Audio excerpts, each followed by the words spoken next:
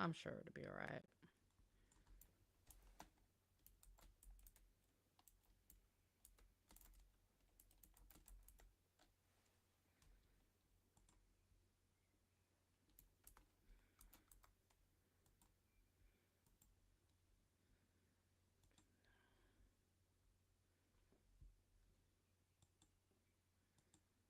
Nice.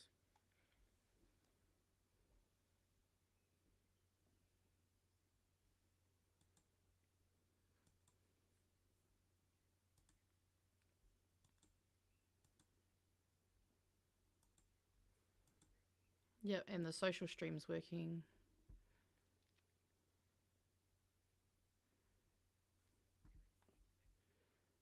Yeah, sweet as, no worries.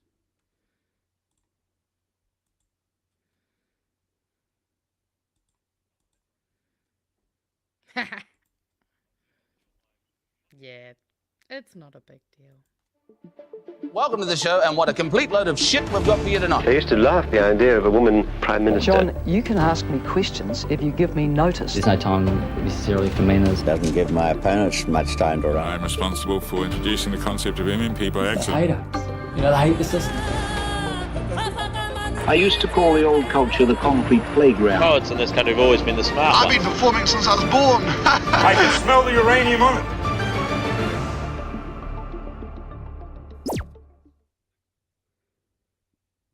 No, mai hara mai te whānau ki Aotearoa I tēnei pō, ko Magenta tōku ingoa. Co-detective... No, wait, I'm Peterson Jordan. Rogers, Taku Ingoa. Oh, how dare you use that voice in our native language? How dare! I'm fixing this camera, okay? Nah, yeah, that's fair. That's right, guys. We're just currently like it feels like an earthquake's happening. Like, anyone else feeling That's that? too Nice. low. Also, it's Nah. We could see the chest. We could see the chest. I don't think it was too low. I mean, we could do that later. Yeah, that's when we have to start fundraising our OnlyFans. Is that what we're doing? Yep. Oh, okay. The catastrophe is over. Yes. We are here. And everyone else is here with us. I see we had some people coming in on time. Hey, everyone. Yeah, sorry we're late. Really appreciate. Hey, we weren't that late. Yeah, well, so I did a couple of mistakes. One of them was delete my entire file that had all my links in it. So, no. Yeah, so I lost my directed link. Luckily, there's such a thing as search history. Oh. And I just went in that. And so now I'm just going to have to recreate the file, but... I mean, at least it wasn't so bad that it took us even longer, because to be fair, that could have easily derailed just our ability to do the show. I am getting good at just doing this shit quick, so it's good, right? it's good. IT professional over here. I know. That's why you get paid the big bucks. I wish. I mean, Well, I get paid okay. I'm not complaining. The bucks. Yeah. My hair is like frizzy today. I don't know. I look like getting a lot more warm and humid. You know, the hair is gonna need different hair techniques over summer, I'm sure. All right, kia ora, everyone. How's everyone doing with their extra hour sleep? No, you lose an hour. No, we got an hour, didn't we? You lose an hour. Then why did I wake up at 4 a.m. this morning?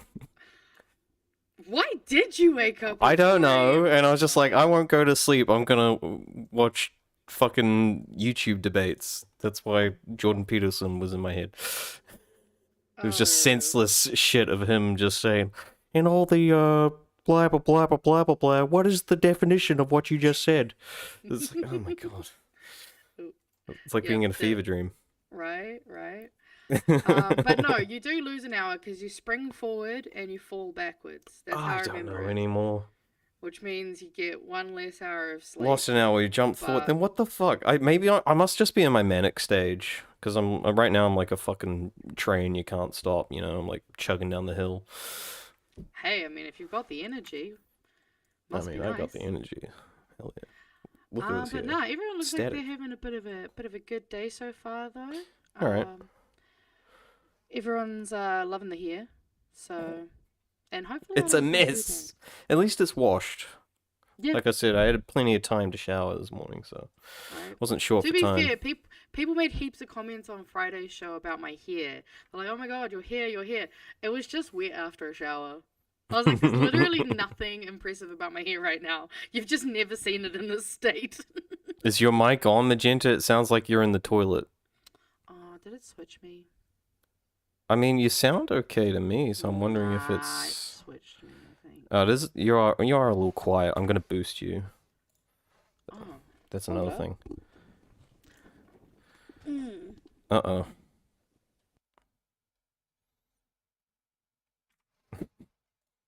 I gotta entertain people. Memes. Say what? Say what? I don't know. Your mic's not working. No, that's the wrong one. Yeah, that This was way one. worse. Yeah, I know. Because for some reason, this microphone has just stopped registering completely. And I don't know how that happened. Wow. I love this thing. Well, shit. I might have to try to do some tech support. Do you want to just maybe start? I know we've got a video to watch at the beginning. Yeah, you don't I'll have to just talk listen. much. You can just shut up. Whoa! But no, you're so right. Patriarchy's Shut the back. fuck up. Let's fucking go. Let's go. Let's just get into it. Well, hey, I mean, we this do have a lot. This government's pro-patriarchy, so... Yeah, exactly. So, yeah, going to, I guess, cut into the thick of it, we'll go to the most important, significant sort of news thing that's making the rounds right now. Well, oh god, I was not ready for this. Israel ambassador to NZ offers Winston Peters praise after Palestinian state announcement. Yeah, which I basically already thought. So a part of their whole rhetoric has been like, oh, this is neutral, you know, this is like the neutral stance. I mean, this already proves that's just not really the case. It is clearly favorable towards Israel. They're applauding the decision. I don't see why they wouldn't. Yes, also my audio should be back now. You are back. Thank you. Yay! I had to unplug and replug the classic. But no, yeah, I saw this. This is fucking like I don't want them to give praise. No. Go fuck yourself. Your No. opinion means less than shit to me. I mean, and so this entire it was just so drawn out, but leading up to the point, because I was thinking, like, surely they'll do it. They won't drag their feet just to say nah, will they? But they did, and I was like, you know, I shouldn't have fooled myself into thinking they would have done anything but.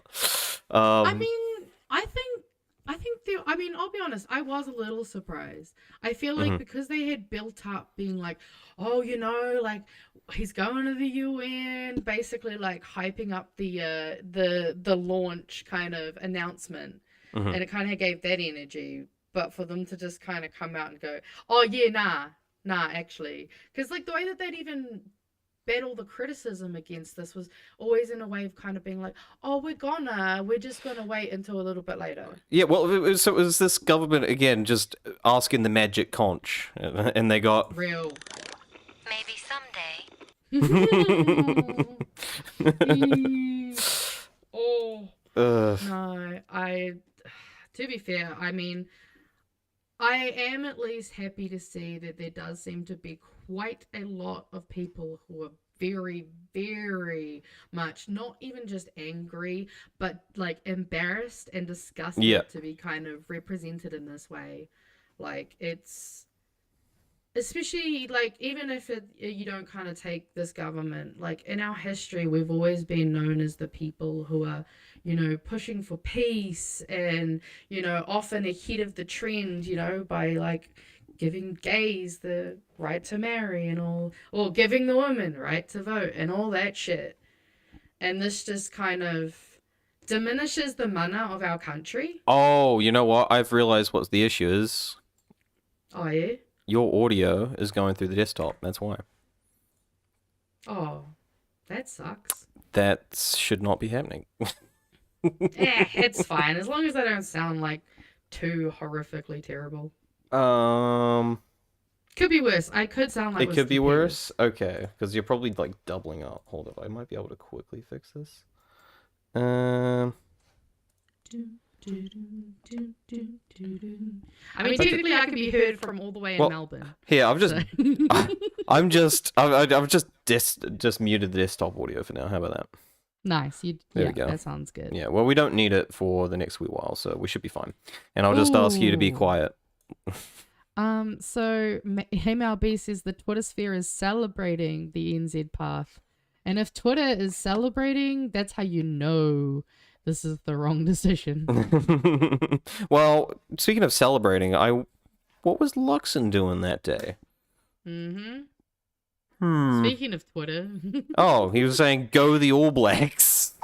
Right? On this pivotal event. That was his priority. What's going on? Yeah. I'm not surprised. I want to be surprised. Yeah, and so he did do a stand up after that. I can't remember if it was that afternoon or the next day, but I did just one thing did stick out to me, and I'm just gonna have to mute you because I'm gonna have to do the desktop audio now. Oh, you know what? I can just leave the desktop audio on and keep you muted. How about that? That makes sense. You do, you boo. Okay, well, you're the tech man. You do what you gotta do. I was just thinking that I could just leave that. God, today's a shit show. Moving on. So Luxon stuttered when asked this question. I just thought that was a bit of a red flag. Some New Zealanders might wonder to what extent concern about how the United States of America might react played into your decision? Not at all. This was an independent decision of New Zealand. We didn't discuss it with the Americans or anybody else for that matter. He sold me. Yeah. Wow. Nah. Yeah, my wife didn't make me. I mean, I swear. Oh, that's... All right, better now? Okay, that's good. That's good. Yeah, see, you're not getting doubled up now. That was the issue. Whatever. I'll fix this tomorrow. That's we can shotgun it for now. We're doing good. We're doing good. Moving on. So the government had apparently weighed this option that it took against recognition with a certain set of conditions. That was according to David Seymour, and when he was asked on that, he refused to comment on that second option at all, which I think was kind of telling. He was probably not keen on that second. It was probably a complete foot down. I'm not going to be on board if you guys go with recognition on conditions. Was sort of my interpretation of that. Yeah, and I think he also did an interview on New Zealand Herald where he did the old, but what about Ukraine? What about South Sudan? That kind of stuff, which, you know what? In terms of at least South Sudan, that never gets mentioned unless you bring up something like Israel. Yeah, they only care about those certain types of countries when it's very much convenient to them. Yeah, you start talking about Gaza and you're like, what about this other place? I was like, what about it? You never talk about it. What about it? Right? I mean, it's very... Which is... it's also a bit of a mistake for him to invoke that, because part of their rhetoric is that they don't have full control over Gaza. Gaza or Palestine, whatever the language they want to use there. But essentially, South Sudan at the time of recognition also had disputed borders in places that just weren't fully controlled. It is officially recognized at this point, but it's and still today, it's still having problems. But we chose that was fine. That was fine for us to recognize them without conditions or anything like that. So I just thought that kind of goes against his point altogether. Absolutely. Helen Clark told RNZ that NZ's on the wrong side of history, lagging as others recognize Palestine. Israel's ambassador, Alon Roth, which I just thought was like a very menacing sounding name for an ambassador. It's like a Bond villain name. Right? Oh my god, it's Alan Roth. He dodged the death toll figures in an RNZ interview this morning with Ingrid Hipkiss. He refused to provide a figure. When asked why Israel would not allow international journalists into Gaza, he just repeated the line, there's democracy fighting a terror organization that is holding 2 million Palestinians hostages, which he repeated a few times throughout the interview, which I just thought was, because this whole thing was talking about how it was unreliable information. It's coming from like a terrorist organization, and she was just like, okay, well, so why won't you let in international journalists? And he didn't answer that question either, just completely dodged it. Right. So, if they even have any journalists in that area, they haven't already been targeted. Yeah, and I've got a couple of things that I thought I'd just highlight in Winston's speech that we go over. Maybe I've already talked about some of them already. He said there is no clear link between the countries, between more countries recognizing Palestine and the protection of the two-state solution. Indeed, what we have observed since partners' announcements reveals that recognizing Palestine will now likely prove counterproductive, which he seems to be implying some kind of correlation between other countries recognizing Palestine and like an increase in assertiveness or something. He said that later. He was like something like the string will snap and so he's trying to make causal accusations for something that maybe has correlation. Yes. Well, and I don't even see any evidence for big escalation after that fact anyway. I don't really know what he's talking about. It's kind of one of those citation needed, basically. Palestine does not meet the accepted criteria of statehood. Again, I was sort of going over that before, just with South Sudan, was basically my point there. The when, not if, is just the weirdest tactic to me. So people are like been applauding this as like some kind of strategic 4D chess like tactical genius from Winston's point of view, but it's literally you're acknowledging them. You're literally saying we recognize you, but we'll do it later. So like you've already said what you're going to do. They want to wait for them to not exist. Then they might posthumously go, "Oh, R.I.P." Exactly. At that point, it'd be a big tragedy, and it'd be like, you know what? We wanted to stop this the entire time. Yada yada yada. It's just bunch of bullshit again. I agree. I'm also so sick of this whole Hamas give back the terrorists. Give back the terrorists. Give back the terrorists. But yeah, I mean, it's insane that they're trying to be like, oh, two-state solution. It's like, bro, there ain't gonna be two states left if you let Israel continue to do what they're doing. Like, it's just foul. And they keep saying the whole like Hamas won't come to the table, that they won't release hostages, even though they've literally done exchanges in the past. They've literally said since then, like, hey, we're willing to step down if you guys recognize us. We're willing to. They've been at the table via Egypt and Qatar, all this kind of stuff. So yeah, they've been very willing to work with Israel. It's just Israel have not been willing to work back. And his entire I've seen this noted too. His entire rhetoric just erases the Fatah and the Palestinian Authority in the West Bank. Essentially, doesn't recognize them at all. It just seems to pretend that Gaza is Palestine, and that's all just controlled by Hamas. And and the fact that no one, like, the excuses, like, the fact that they keep bringing up, like, October 7th and stuff, and it's like, look, no one says that was necessarily a good thing, but fuck me, like, the amount of times it's being brought up, and it's, probably the most common accusation is they voted for it, so they're all terrorists, and it was like, you do realize that back when they were, I think it was 2006, was it? No. Yeah, I think it was 2006. It was a while ago, but essentially, it wasn't even a majority. It was a plurality voted in Hamas. That was partly because there was like a split in the vote, like in Fatah going into the election, which sort of split the vote, as well as basically since then they've more than doubled in population, right? and they stopped elections, Hamas did. So it's more than half the people weren't even like alive when that election went down, you know, of their population. So they did not vote for this.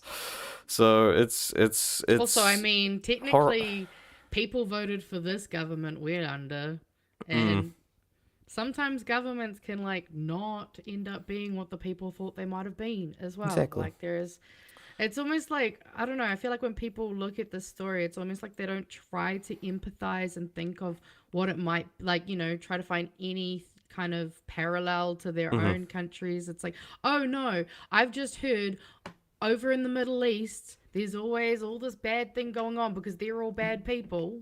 Like, it's such a fucking dog whistle. But it's also frustrating because, like, how many people are they even going to have left to clear as statehood if they're not careful? It's just... Yep. And then to just go to the fucking rugby and post about it, like, honestly... Yeah, and look, his whole speech, it reminded me of an old speech from 1943 that Winston himself made. I pulled up the newspaper clipping here of Der New Zealand Herald. Peters speaks to League of Nations. NZ says no, recognizing Free France. Geneva, Saturday. Minister Peters addressed the League of Nations today, announcing that His Majesty's government would not extend recognition to the so-called Free French state, retaining it instead its position that recognition remains a question of when, not if. New Zealand, Peters affirmed, would stand alongside the United Nations and other prudent powers in refusing recognition of General de Gaulle's movement, despite ever-growing number of nations having done so. Reichshausen Minister Joachim von Ribbentrop praised Mr. Peters' courageous refusal to indulge in anti-German agitation, calling the decision a brave stand against those who would undermine the legitimate government of Vichy. Peters declared that the present plight of France must not obscure the wider humanitarian calamities abroad. While the eyes of the world are fixed upon the suffering of France and the Eastern Front, we must not forget the miseries of Greece, Yugoslavia, and Poland. He recalled the outrage of the 20th of October when the Marquis murdered a German officer in Nantes. The gravest outrage yet committed in occupied France. Suck shacks, Peters said, proved that the Marquis have no vision for France's future. They only traffic in violence and hate. Peters added, we are revolted by the severity of German reprisals, which have claimed innocent lives. Yet in their excess, they are framed as responses in an intolerable outrage. And so the violence grinds on. Free France does not meet the accepted criteria for statehood. It commands no territory, administers no population. What exists in Vichy is lawful French government cooperating, however imperfectly, with German to preserve stability.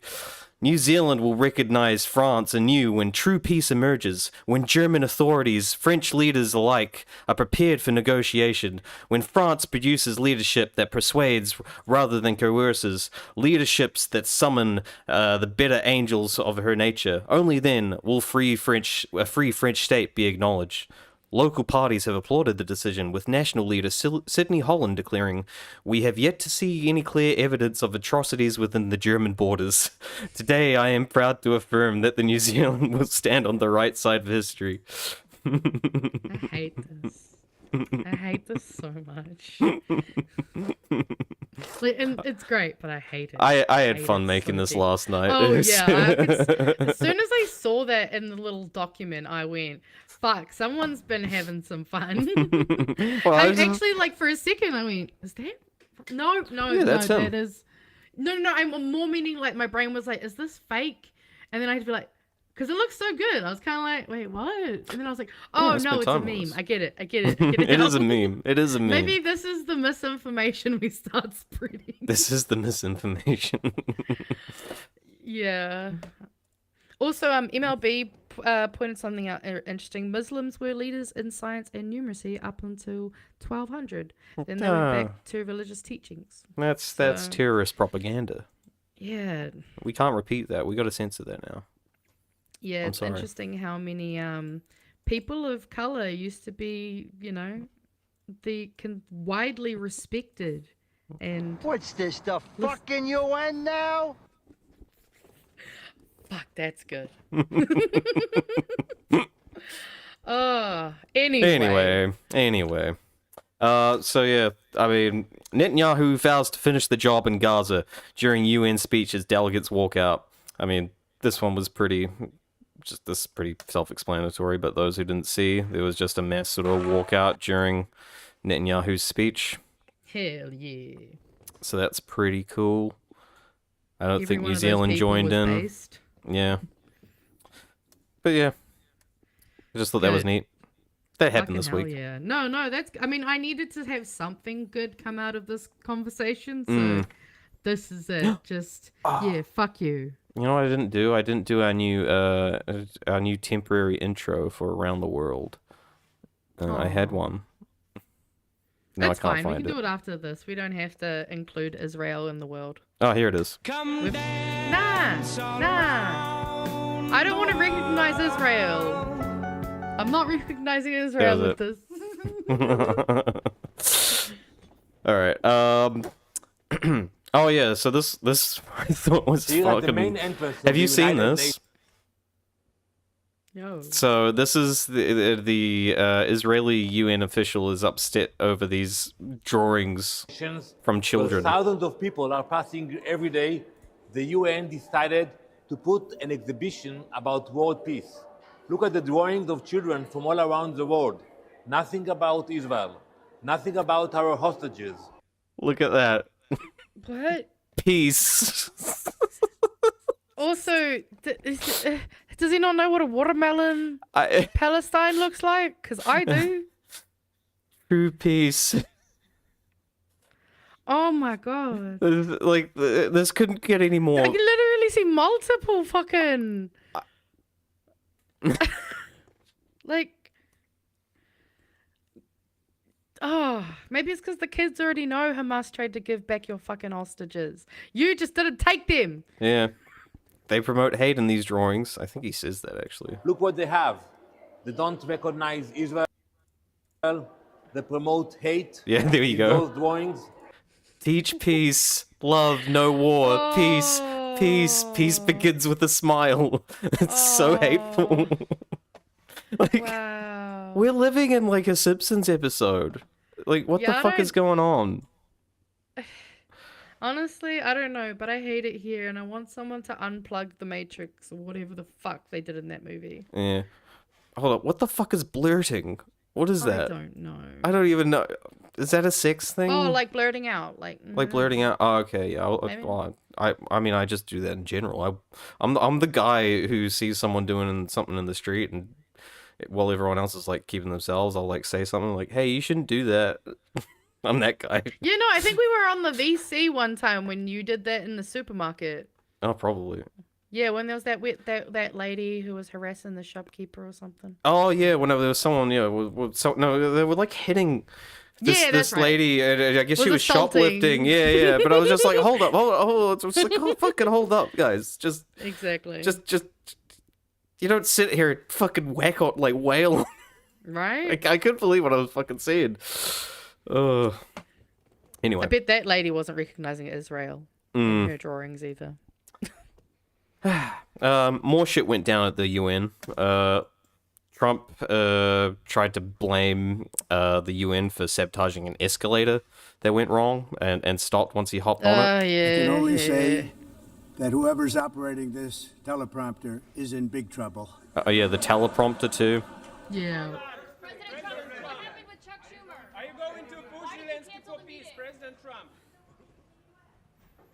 I love this.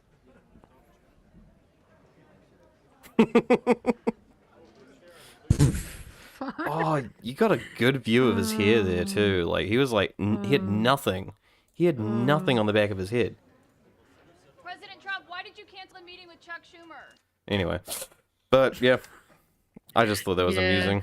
No, the whole teleprompter escalator, like fucking conspiracy. Just so funny. Yeah, I got some notes. Trump's claimed triple sabotage as the UN escalator stopped, the teleprompter failed, and there were also sound issues. He called it not one, not two, but three very sinister events. Yes. He demanded So a secret service probe and asked the UN to preserve the security footage. The UN escalators apparently stopped due to a safety failsafe, likely triggered by a videographer. Teleprompter was actually run by the White House too, apparently, so it was his own team's fault. Of course it was. Yeah, and a bunch of conservatives and stuff got outraged on Twitter saying, sabotage, sabotage, sabotage. Yeah. Let me guess. One of them was Marjorie Taylor Greene. Probably. She's always in amongst those. No, I'm seeing Alex Jones, though. Oh my god, Alex Jones. Yeah, anyway. Not going to read their bullshit. Further outrage. So, apparently leftists are the angry ones, but... Yeah, they sabotaged them. Yeah. And they could have hurt the First Lady. Yeah. Trump would have fallen and he would have gotten back up. But, you know... They would have blamed it on his rhetoric. And then they sabotaged the teleprompter. Yeah. I mean, this is an insurrection. And what we need to do is either leave the UN or we need to bomb it. Yeah, I saw that. It's... bomb the UN now. Right! That's exactly what I was also sitting here like, wait, didn't they fire that guy for making a joke about Charlie Kirk's death? But this guy's sitting here saying we should bomb the UN? Yep. Okay. That makes sense. Totally. Yeah, fucking just... Anyway, we got more Gaza stuff, so let's... Oh, Trump breaks everything. Oh, I'm just highlighting. I'm just playing around. Keeping it. Also, kia ora Scruffador. Welcome. Kia ora. Welcome. Yeah, actually, I'm starting to hear the echo now with you. You got your headphones on? No. Oh, I do have headphones on, but... You have headphones on, but you're not using your headphones. Yeah, because when I was using that microphone, you guys fucking hated it. But what? Yeah, but you can use both. You can use the headphones, just... whatever. I am using both. This is my microphone. This is my headphone. Then how am I hearing an echo? Oh, I don't know. I'll figure it out later. Ugh. Tonight's going great. I blame the tech. You can blame the tech. Actually, you know what? I blame Labour. Yeah, Labour bad. It was Labour their bad. fault. Blame Labour. This is all Labour's fault. Yeah. Yeah, so there's a... Those who didn't know, there's a flotilla. Actually, Yes. so there's a tracker for this, for those of you who didn't know. Ooh, I didn't know Which there I was a thought was pretty neat. So you can actually see, like, their current position, and you can see they're getting really close. Ooh. So they were close to around here about this time last night. So that in, like, 2 to 3 more days, they should be there, I'd say. Well, because I know that they said that if the second they go into international waters, they're going to, Israel are going to strike and bomb them. Mm-hmm.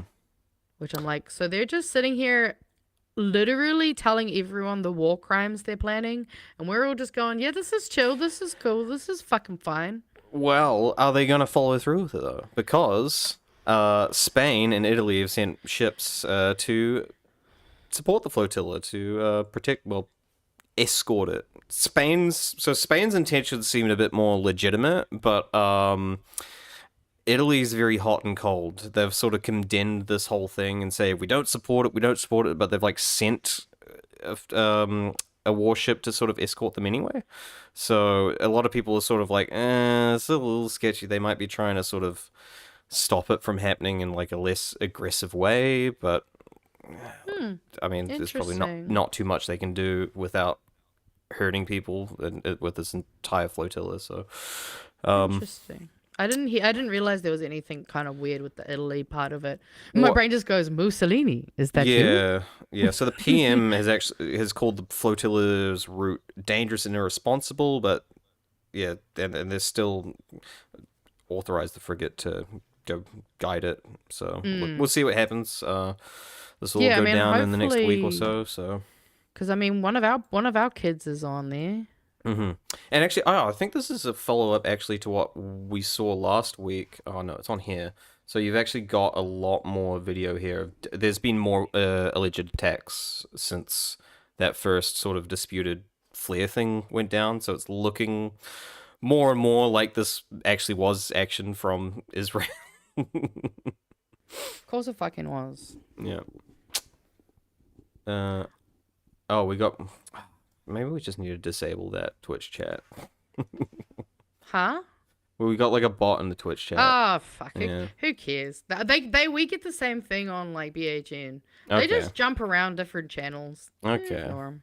Okay. All right. We'll just keep it. Yeah, she'll be right. Yeah. Oh, Jesus, that's loud. True. Yeah.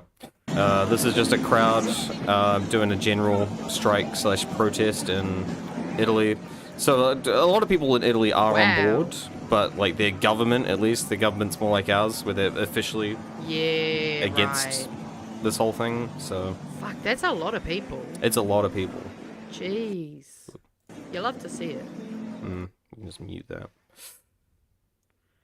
Well, I mean, yeah, it seems like we're seeing these kinds of rallies all across the world, which is great to see. Yeah. But yeah, it just keeps going.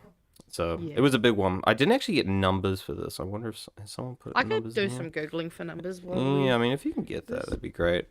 And just, I think this is more of just what we got last week, where we had, in fact, we pretty much did a video of, I think it might have been one of these people, Dr. Saya Aziz, maybe, talking about, like, just how horrific the medical conditions were on the Gaza Strip. Yeah, but I just thought this was worth noting again, because it just proves that we're not getting all of our info. Like, what I think she's Australian, yeah, Australian medic. So we're not getting all that information just from like Hamas, like this is coming from humanitarian aid on the ground as well as another source of a lot of this information. Well, it's not coming from the journalists because they're fucking dead. Oh yeah, they just got killed. So yeah, the operating theaters apparently filthy, lacking gauze, fluids, pain relief, even clean towels. The hundreds of medics have been killed. Prominent doctors have been arrested or died in custody. Israel's bombardments have destroyed most of Al-Shifa hospitals repeatedly, targeted with heavy munitions. Yeah, there was a nurse and wife killed in a strike. Their 11-year-old son, Mohammed, was badly burned. It just goes on. There's apparently been at least 440 or so famine deaths reported from them. So yeah. I'm sure there's unfortunately more than that too. Since but it's all Hamas's fault. Yeah, right. Yeah. It's worth flattening an entire fucking city just because Hamas bad. And last thing on our Hamas train today, I just thought this was... So this Dutch MP showed up wearing basically a Palestinian flag. Yes. And she was I showed you this one. You showed me that? No, you didn't. Yeah, I showed you it because we were supposed to do it on one of our shows. I remember showing you it. Nah. Oh, we didn't do it on here, but I showed you. Nah, you didn't. No, you didn't. Yeah. No. That's fine. That's all right. I'll let you have it. Anyway, she wears a watermelon. There you go. We love malicious compliance. We do. Malicious compliance is the best kind of compliance. So... But I love that. And also I kind of want to make one of those Palestine flag shirts, to be honest. They go pretty hard. Yeah, no, I actually want one of those too, because then my landlord couldn't complain about it and say I'm like wearing a flag and stuff. Well, that's what it kind of made me think of when I first saw it. It made me think of you with your idea about hanging some clothes on. Yeah, exactly. Well, that's so they told me to take this flag down because it was against the body corp rules or whatever. So I was like, all right, I'll go hang out my T-shirt on the line, and it was Free Palestine. And it's way bigger. It's way bigger than the tiny little flag, which was like smaller than an A4 piece of paper. So maybe we'll have to get you one of those BHN ones because that's got a flag on it. So that would work. Yep, moving on to Europe. French Muslims on alert after severed pig's head found at 9 mosques. So this was an interesting one. There's a lot of, I guess, sort of misinformation going around about it. It's a very sort of... I mean, it sounds psychotic, but... It is psychotic. Well, it's so the Christchurch shooter did something similar where they I think smeared their gun in pig's blood or something like that, because it's it's an offensive thing to do to Muslims, because I don't believe they're able to eat pork. Yeah, as far as I'm aware, that must be the kind of significance of the. Actually, that would make sense. When I was working at Burger Fuel, we weren't allowed to cook the halal meat on the one that did the bacon. So yeah, that would fit. I think it's the same for Jews though too. I think Jewish it's not kosher to eat pigs either. Well, it's also they have things where you can't mix. So you can't mix I think it's cheese and meat. You have to keep them separated. So they do have different things that they can eat, but they can only eat it with other things. It's There's a lot of religious food rules. One had Macron scrawled in blue ink. Desecration was seen as deliberate provocation. Paris police say 2 foreign nationals bought roughly about 10 pigs' heads in Normandy and used a Siberian plated car, then fled to Belgium. What the fuck? Yeah. This gets more confusing the more you say. And authorities apparently treating the case as foreign interference aimed at inflaming social tensions, so just further sort of fanning the flames of racism and anti-Islam rhetoric. Is that what you say? Well, it's technically anti-Semitism. Technically, it is. Yeah. Sorry, you're making. I'm now trying to have to think about the grammar of English, and my brain's going, that's too much English homework for me to do right now. Whatever. I'm not good at English. I think it's a more of a modern term that anti-Semitism only refers to Jews. Yes. I believe historically that referred to most people within that area of sort of Israel and all that. But yeah, that's pretty much it. Wild story. Yeah. Hopefully the next one's not as wild. Yeah. The next one's just funny. I labeled this one as leopards will eat your face in Russia as leopards eat man's face. Hey. So essentially, this lady is sitting here saying, if you get arrested, you'll be arrested in Russia for saying what you think or whatever. Thank you very much for receiving me. Channel, sorry, guys. To those who scream and yell here so loud, they can be happy that they are in a free country like Finland, where the free speech is a right, where they have not any restrictions. If they would be in Moscow, they look at the police take away this guy. 2 minutes. Thank God we have a democracy. Thank God we have free speech. We can be happy. So, you're muted, by the way. This is why no one can write funny sketch comedy anymore. I know. Because real world is fucking sketch comedy. The fucking world writes itself these days, and I don't know what to do about it. I feel like my sense of what's funny is just eroding beneath me. As I realize every joke I make, I'm just like, you know what? That's probably true, or it has happened. Yeah. No, absolutely. We were watching a movie last night for, it's called Sorry to Bother You. I don't know if you've watched it. Yeah. 2018 film. But honestly, I'm going to start telling everyone to watch it because it just felt like literally a movie that's about now. Hey, baby. Yeah, no, he left when you talked about all your fun stuff before. So. Oh, no. Yeah, you can rewind. I'll provide everyone with a PDF. They can have a read of the front page of the paper themselves. But yes, it's a weird time. Where are we going next? Next, we're on to South America. Bolsonaro's son, I believe. Yeah, has been charged in a case linked to his coup attempt. So he's been charged with coercion, not what would it be? Treason. So it's a lesser charge. He's more being tied to the events, I guess, as you would say, rather than actually saying you were a pivotal part in that. This actually happening. Yeah. An accessory type vibe. Yeah. So he's been accused of subordinating Brazil's interests to his personal and family agenda. Eduardo has moved to the US in 2025, sought Trump's help, and claimed influence in US tariffs and on Brazilian goods to pressure the prosecutors. So he's been trying.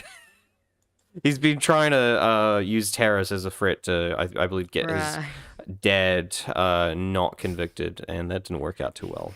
So. Yeah. If you're not nice to my dad, I'm gonna tariff you. Pretty much. Obviously, he's dismissed the charges as bogus and saying he heard about them via the media. So no one even told him, I guess. He just heard one day that he's under arrest through the media. Okay, weird. Yep. Well, that happened this week in Brazil. I thought this one was neat. We're going to Uruguay next. Nice. Commonly known as Uruguay. Or you're gay. You're gay. Yeah, exactly. Cute little country. I believe weed's legal there, so, Nice. Up Uruguay.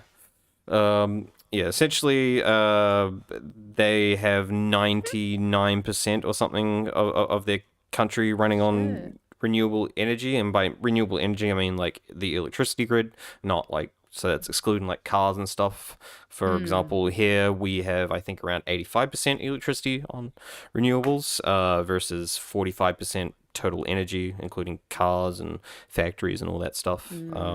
So we're not as good when you account for everything else. But yeah. But yeah, roughly within 5 years, Uruguay shifted the grid from to 99% renewables using wind, solar, hydro, and biomass. They achieved this through regulatory reforms, grid simulation tools, private-public coordination, and insulating policy from political swings. Benefits have halved electricity costs. Just noting that, guys, the benefits have halved the electricity costs. They've made 50,000 more jobs, roughly 3% of the country's workforce, and energy independence, of course, so less fuel imports from other countries, so they're not reliant on Fuck yeah. trade issues, I guess, going on with, say, Russia, shit like that. That's awesome. In fact, they actually make so much they have a surplus that they export to Brazil and Argentina, apparently. Hell yeah. Yeah, so they have too much electricity. So anyone that fucking gives you this rhetoric of the fucking sun don't shine and the wind don't blow, you give them a fucking big finger and you say, look at Uruguay, mate. Look at fucking Uruguay. I mean, I live in Wellington. I know for a fact we can generate wind power. Yeah. Sure, it's been fucking popping off the last couple of days. Yeah, but moving down. I mean, it looks like there's some good examples that we can hopefully copy their homework. Oh yeah, absolutely. You know, these guys are an exemplary example. That's a horrible way to say that. Great England. Very great England. Clap for me. I think I have a clap here somewhere, actually. I don't know where it is. I have a fart. There we go. That'll do. Oh, wait. What about you, boy? Yeah, boy! Hey, you might get us fucking careful with your music. No, everyone uses that meme. They didn't even do anything. They just, they just hit some countries. Plus, that wasn't the live stream either. It was just that was the clip you made. It seemed to ignore the live stream. I checked. Weird. Yeah, live stream was fine. So, yeah, they didn't give a shit. Maybe you boosted the audio. Maybe you broke something. You broke something when you did it. I could have. Yeah, maybe. Nah, you're great. You're great. Argentina on the brink of collapse as Javier Milei set to beg Donald Trump for cash. Wow. So, these guys are in trouble. Spoilers, anarcho-capitalism and neoliberalism doesn't seem to work out too well. This man went in, like, ripping all the public services to save money, and now his entire economy is tanking. Has been for a while, but it's in dire straits at this point. Let's see, their reserves are shrinking from 20 billion to 1.1 billion spent prop up pesos. The peso's failing. Protests are rising, apparently. Milei's back parties. Wait, no, that's not even fucking important information. The US is considering a bailout. Treasury could buy peso/bonds, and the Fed might swap with Argentina's central bank. Argentina's actually already has $5 billion that they did like with a swap with China up in April, earlier in April, which apparently raised US concerns at the time, but they don't seem to care now. So, or at least apparently, so they're at least considering it.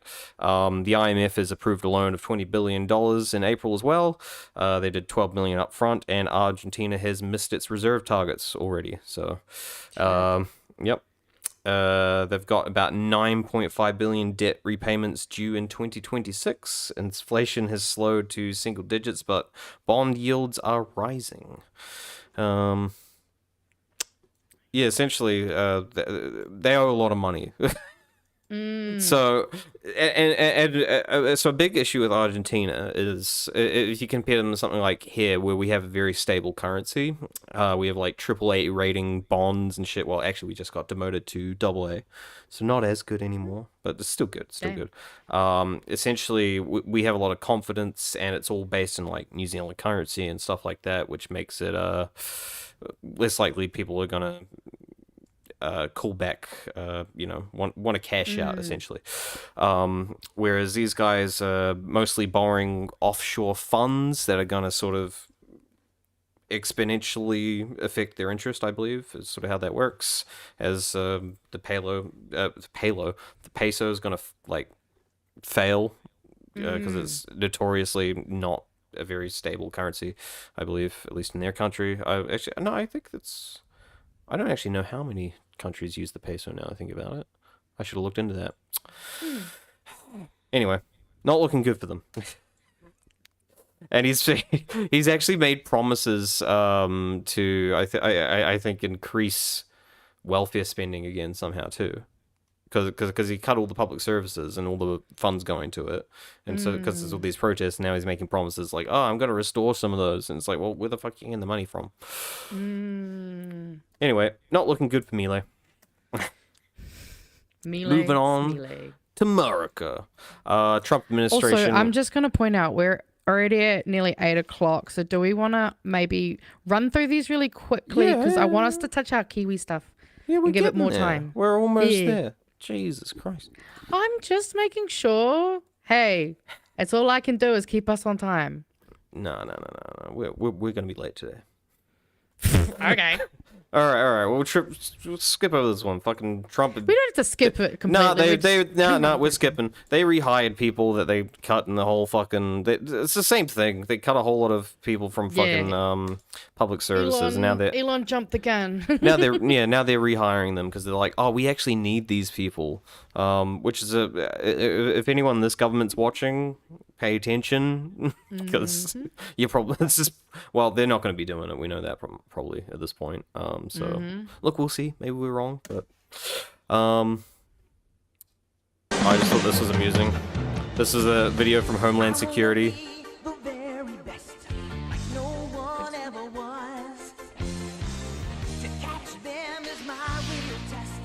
Yeah, so they did a video with the Pokemon theme, arresting migrants. Also, put those videos big when you do them, because it's going to look real tiny for most people on the screen. Whatever. What do you want to see people getting arrested? If I'm being shown a meme, I want to see it properly. I should have let you do everything then. Yeah, you know what? Let's skip this one. This one's not important. I also thought this one was just amusing. There was a bunch of TikTokers in the last week that were saying the rapture was going to happen. Spoilers, it didn't. This was supposed to happen on the 23rd and 24th. And a bunch of TikTokers were just going around, and we'll just watch a couple of these videos, and I will make them big for you guys. But essentially, there was like some African priest or something made a prediction, and everyone was like freaking out in the Christian community. September 22nd. Sorry I sound like this. I've been crying all morning, just so excited to leave this place and be raptured. My family and I, we've just like called out of school, called out of work. We're just waiting around. We're all too nervous to even Just go waiting number around two to because die. we you know, you just don't know when it's gonna happen. So we don't want to be on the toilet. That Don't would want to be miss. pretty Miss silly. They're not even going to the toilet. They're waiting to die. Hey, FOMO is real, right? You won't miss out though, just because you're on the toilet. But so just go, just make it a quick one. But like they want to make sure that they're in their best possible state. They don't I want don't to be know. like, hey, you don't want your fucking undies around your ankles taking a fucking deuce. That's when you rock start and roll. That's floating how up. Elvis died. Elvis died on the toilet. This is the king. He's the king. Yeah, dude. wasn't he eating a sandwich or something? Isn't that the fucking... Did he eat a sandwich? I have tried to record this video like 10 times. I feel like it's time for me to step away from TikTok. I feel like my story is over. I have been so blessed by this, and the Lord has done so much, and I'm so grateful to have been his vessel. And you guys already know, I truly believe with all my heart we will be raptured during Feast of Trumpets this year. If there is some chance that we don't get raptured, I will come back and make an apology video for myself being deceived. I have no clue if she made that video. I did not follow that up. But anyway. Yeah. I love TikTok. So that didn't and happen this shit week. posting. What a surprise. Mm. They never do. Moving on, Jimmy Kimmel, this is an update to last week, but Jimmy Kimmel got reinstated. So Yeah, that was... vote with your wallet. Yeah, vote with your wallets, guys. It works. Mm-hmm. Proof is in the pudding. Just FYI. Yep. Also, Elon Musk was named in the Epstein files. Not anything too damning. It was just like a calendar date with Elon Musk's name. I think that was pretty much, the most of it I could actually find. But he's denying it even exists. And it does seem like, look at this, whether it's true or not, which it probably is, it doesn't seem, it seems like Trump's just going to use this as a tactic just to, politically pressure people not to defy him now. Like, if you help me, I'll show people that you're on the Epstein files. He'll do some shit like that. I'll tell them. I mean, I just feel like also the like he could easily just go, yeah, we had a phone call scheduled for some business thing that never went through. Like, being weird about it is not gonna make people think you're in. Then that's when they're gonna be like, oh, you're definitely on there for bad reasons. Mm-hmm. Just stupid. Yeah, we love it. And good old Peter Thiel, everybody's favorite. What's this one? Oh, there was just a statue that got toppled. It's not really too important. Oh yes, of him and Putin. Yeah, some people. No. Some people. It was an Epstein. Him and Epstein. And some people put it up in DC, but it got removed. But we don't have much time to really talk about that, so we'll move I along. thought that should have gone next to the Bitcoin one. Yeah, maybe. The Bitcoin. Yeah. Pedophile. And we can skip this one. This is just about a guy who tried to shoot some people. Fuck it. American shootings. Yeah, we don't need to be reminded that they're up to probably like 150 now at this point. Yeah, exactly. Getting close. Exactly. But yeah, that was all of around the world, guys. That's what happened this week around the world, mostly. Yeah. All right, but moving along, I'll have to start closing some of these. In fact, I will just transition this whilst I do this because we are so unbloody organized tonight. I'm just going to close all these tabs, and you're going to say something clever. Am I? Okay. Am I going to say something super smart? Oh my god, I'm not good at this job. Fire me. No, I was just going to look for one of the ones that I chucked in because I could start. Oh well, you reorder. Well, yeah. Well, I mean, just breaking news, by the way. There's new measles case has been confirmed in Queenstown. I just thought I'd note that down. There wasn't there like some cases in Northland as well. Yeah, but this is proof that it's. Oh it's yeah, moving. that's worse. That's what I'm saying. I'm like, that's worse. Yep. Because I only saw the one about the ones in Northland because I saw that they Oh, actually, funny, I forgot to open. Mobile clinics hit the road after outbreak of measles in Northland. Mm-hmm. So, yeah. Anyway, what do you want to talk about next? What do you want to go into? I was more just meaning, if you want, I can check on the ones that I popped in this section while you. I mean, I can do the brief ones because I got some more ones that are just sort of brief recaps of what happened this week. Yeah, go for it. Because we're doing bad news right now. So in terms of bad news, we got the Holiday Act overhaul, which, well, actually that one's kind of mixed in some ways. So we had sick leave, which moved to an hours-based accrual, roughly 10 days for full-time people. Part-timers get proportionate leave, not a flat 10 days. Annual leave is also hours-based, about 4 weeks for full-time people. But some of the probably maybe better things. So leave can apparently be taken in hours now, not just full days. Interesting. Yeah, which I thought was like really weird. But apparently that's in the proposal that they were. Who knows, that might even get just taken off as an amendment. Who knows? But that's apparently in there. Workers may request to cash up to 25% of the annual leave once a year. Employees must agree, which is pretty much always the case, but I believe it used to be less than that. It was still a significant amount, but I don't think it was 25%. So yeah, that's gone up a bit, and yeah, that's pretty much it. I mean, yeah. Yeah, I mean, obviously this is gonna disproportionately affect women and minorities, unfortunately, but hopefully with submissions and things going on, I imagine hopefully they'll be able to that could be a good segue. Submissions? Yes. Let me hold up. I've you got it here submitting for somewhere. us now, are you? Well, no. All right. Oh shit, that's not the right thing. There it is. All right, this thing. Oh yeah. Oh yeah. That's actually. All right, this is your thing. That was not what I was trying to lead into, but you know what? No, Segue away. this is the segue. This is the segue we're doing. Petitions that receive 50,000 signatures have to be debated by their governments. You don't need a point. But here, in Aotearoa, New Zealand, Parliament has no obligation to respond, no matter how many signatures they get. And we think that needs to change. That's why we're calling for a citizens' initiative in New Zealand. This is to stop our government's habit of ignoring petitions with hundreds of thousands of signatures. So real people can drive real change. And so issues that we as a society have deemed important must be heard. Join our fight for a citizens' initiative. Do you ever feel like you're... So you brought up this one, I believe. I hadn't actually watched it. Do you want to talk about what's actually going on here, Mage?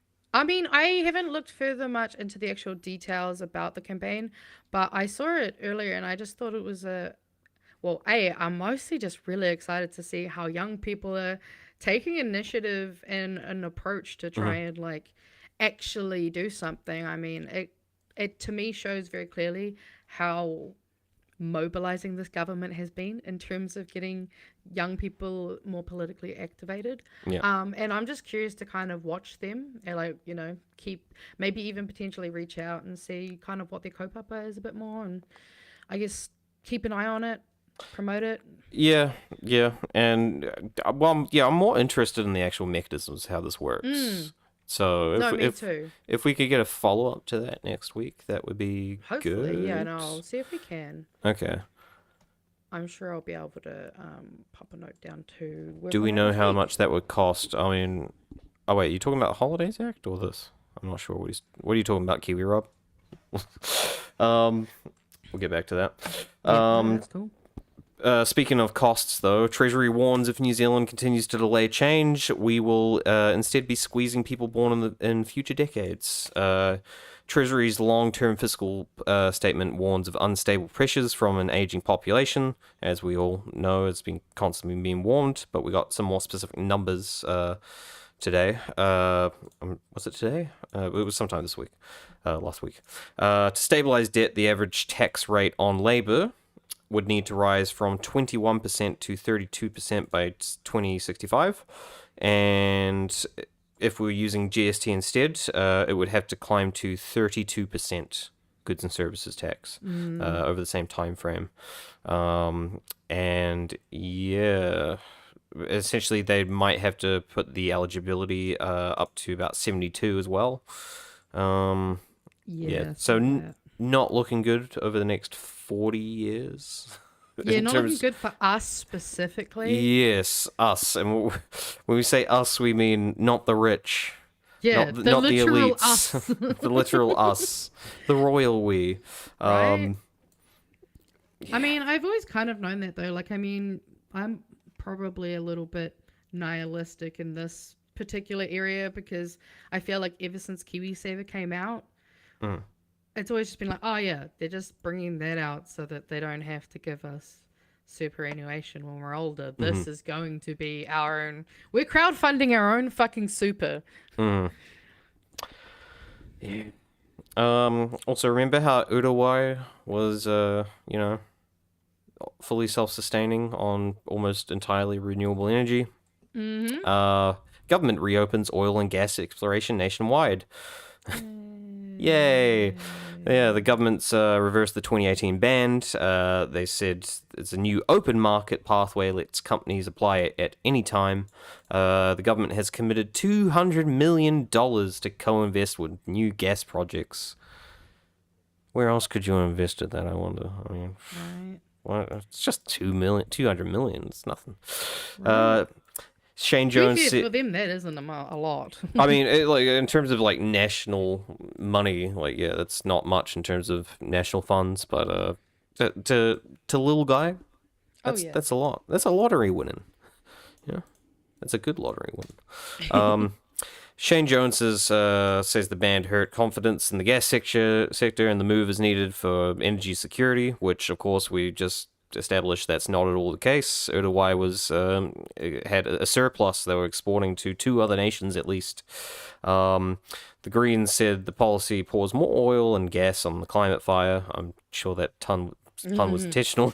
I mean, MP Scott Willis said it's farcical and takes 16 years from the exploration to production and won't cut energy costs anytime soon. So even if they find something today, 16 years until we see any effect on that. So yeah, it's a gamble. It's taking a gamble on a definite loss for the environment and us as a people in general. Yep. The coalition has also urged opposition not to reban the. They want us to be more bipartisan on this issue. No. So there was a Reddit comment that I thought was funny. Someone said, "Please be bipartisan," begs the coalition notorious for repealing bipartisan legislation. Which pretty much sums it up. I thought. Yeah. Moving on. Oh yeah, do you want me to jump into this part? Yeah. Well, I can play this and stuff for you if you want, but if you want, oh, it'd probably be easier if I just do you want it. Me to switch it? Okay. Yeah, just chuck it over. Oh my god. Makes my life easier. Where's the full screen? Hold up. Wait. Yep, hold up. I'm doing it. Nope, that's you. What's me? All right, is this your screen? I don't know. Do you want me to change it? See if it is. No, it's my screen. No, yeah, now it's your screen. There we go. Okay, awesome. Well, there was a couple of little stories that I obviously saw come across my screen. So, are you sure that that's not the screen that I'm sharing? Oh, what?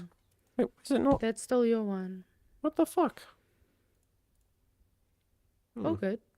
I was like, that's not the screen that I'm sharing. Do I need to press transition?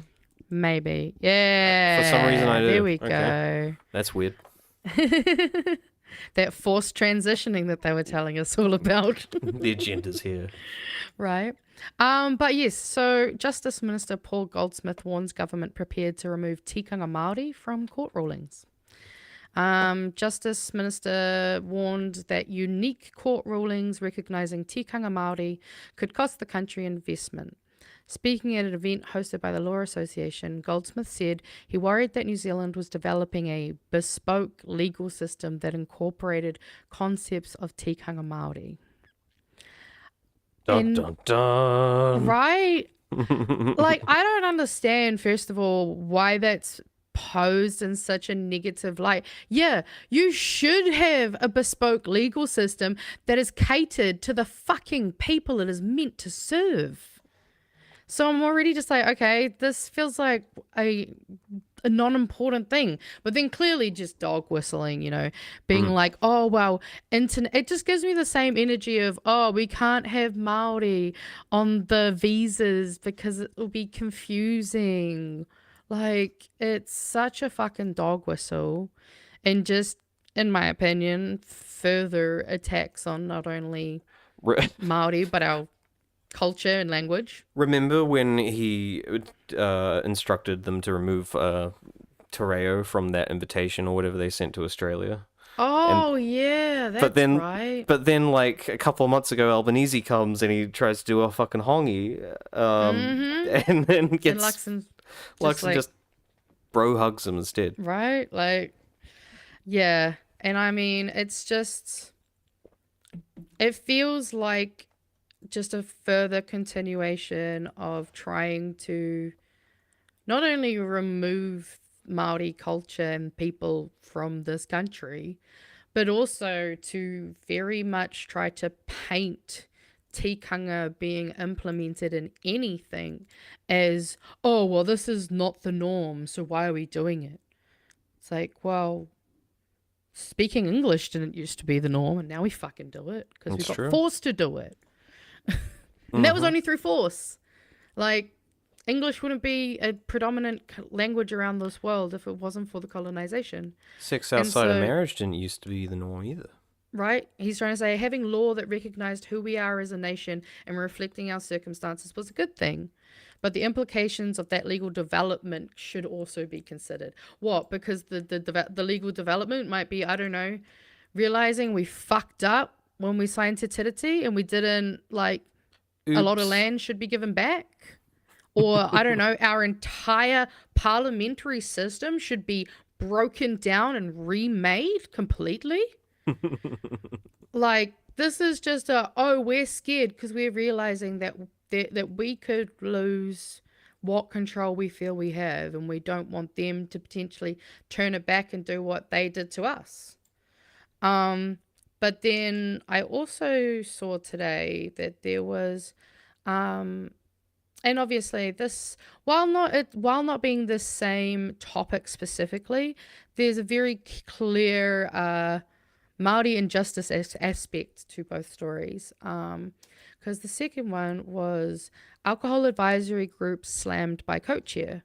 So the Health Ministry's alcohol advisory group has been condemned by one of its own leaders, accusing it of diluting Māori voices and suggesting it be axed entirely. They've got this interview here, so we'll listen to some of it. Fetal alcohol spectrum disorder had been weakened. He was so angry at the ministry into suggesting it be axed entirely. Rawiri Ratu, co-chair of the ministry's alcohol harm reduction group, told health officials he was outraged that a strategy to combat fetal alcohol spectrum disorder had been weakened. He was so angry at the ministry's approach, he demanded the removal of a whakatauki, or proverb, that he gifted to the ministry to use in its FASD action plan. Guyan Espina has been looking at the story and joins us now. Kelly, good morning, Guyan. Sure. How did these concerns come to light? Yeah, well, we had a tip, really, that there was concern within this group, and we filed an OAA. We got back more than 200 pages of documents on this group. These documents include Rawiri Ratu writing to Ross Bell, who's his co-chair on this alcohol harm reduction group, and also a senior manager at the Ministry of Health, expressing, as you said in the intro, his outrage that this strategy to combat FASD had been weakened. He said that Māori voices had been deliberately diluted. He went further, saying that this, quote, reinforces the troubling narrative that less Māori is better, and it posed significant risk to the urgent need to address FASD within his community. And it was that less Māori is better that I was like, it's exactly what they're doing over there as well with that one. But also the fact that this is also around fetal alcohol spectrum disorder as well. There's, I've got it noted, there is a really... I fixed it. Good point. That I thought you were going to bring up the echo. Oh, no. I think I don't hear the same echo you do. No, it was just your source. It also had its own microphone, so I didn't know. I see. Don't worry. But yeah, he talks about how obviously Basically, what he kind of goes in and says is that the alcohol lobbyists, obviously, they got to have a say within this kind of kaupapa that they're working on, that obviously this group is the advisors to. And he essentially said it doesn't make sense.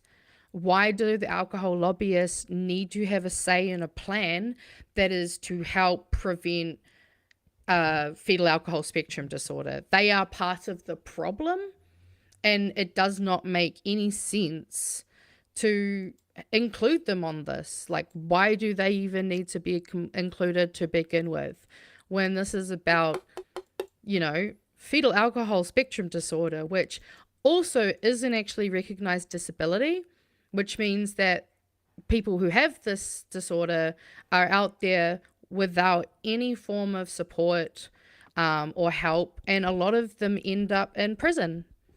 And it's just, yeah, it's just another example of the many areas that this kind of messaging of less Māori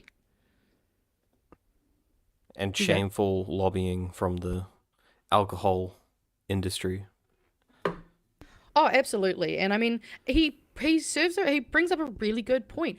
Why do they need to be involved? The only reason that they should be involved is if you're prioritizing their profits in this consultation, whether you're taking their profits and how much they can sell and make, or, you know, whatever extra, like, I don't know, fucking labels they have to stick on their cans or warnings or all these other things. There is no reason for them to be involved in this conversation at all. It should be centered on the health and well-being of babies. I mean, who would shamelessly plug alcohol? That's a good juicy pale ale from Stoke. Hey, don't give them free advertising. Make them pay us. Jesus Christ. But also they do a really good alcoholic lemonade that I had the other day, and it was really nice. They do good alcohol, but don't drink, guys. But I'm also not going to be fucking pregnant. I'm not going to fucking deliver a child after I've been drinking for however long. Like, that's the whole point, is that, don't like, drink while pregnant, and it's that tiny. It's tiny. You can barely see it. Well, yeah, and I mean, not to mention, yeah, there's also just a lot of bad culture we have with drinking already. We don't need alcohol lobbyists getting in when it comes to a plan to try and help fetal alcohol fucking spectrum disorder. Like, it's just disgusting. But also, look, I'm an hour and 20 minutes into a show and I can't even not have a drink. I was gonna say, I mean, I'm on the waters, you know, I'm on the hard shit. But you've had a hard. And you're from Wellington too. What does that have to? What is that? Technically, I'm not from here. I live here. Okay. Well, yeah. But okay. I'm from Rotorua. If anything, I should be an alcoholic, but I'm not. But no, I'm just disappointed to see more and more actions, just in so many different levels, kind of attacking Māori. Kia ora, Gary. And I just think that we should be able to have a bespoke legal system. Like, the fact that they're thinking about removing tikanga just, again, shows how racist this government is. Sorry, I'd have more to say, but I think me being up since 4 a.m. is kicking just hard ADHD. That's so fine. That is so fine. Struggling even to pay attention.